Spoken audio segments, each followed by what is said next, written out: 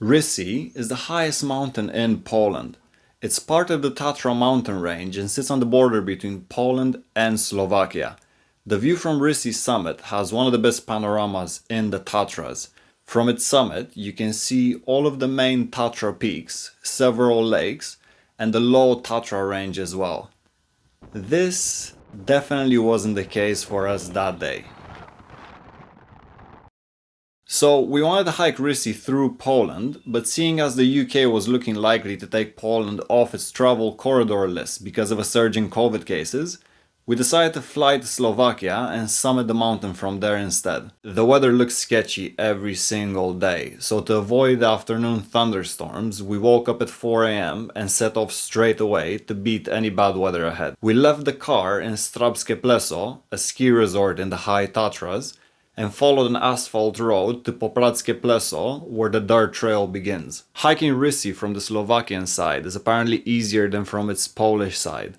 The hike is a round trip of about 20 kilometers and gains 1,300 meters in elevation, but doesn't present any technical challenges. About an hour into the hike, you get to see what I think is the signature of these mountains: different shades of emerald green. We then bumped into a few porters carrying supplies to the local hut.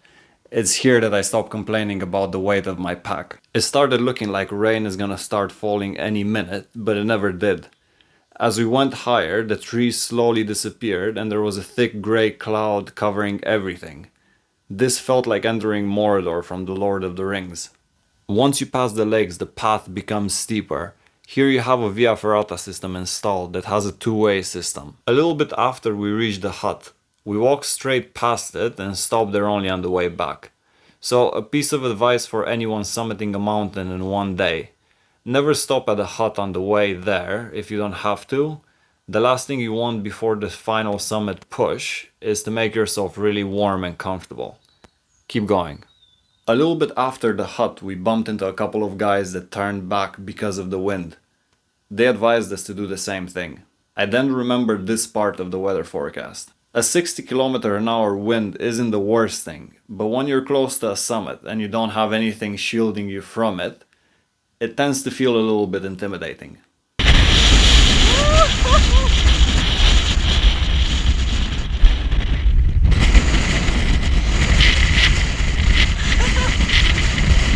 From here, the only thing that we had to do is keep our heads down and put one foot in front of the other.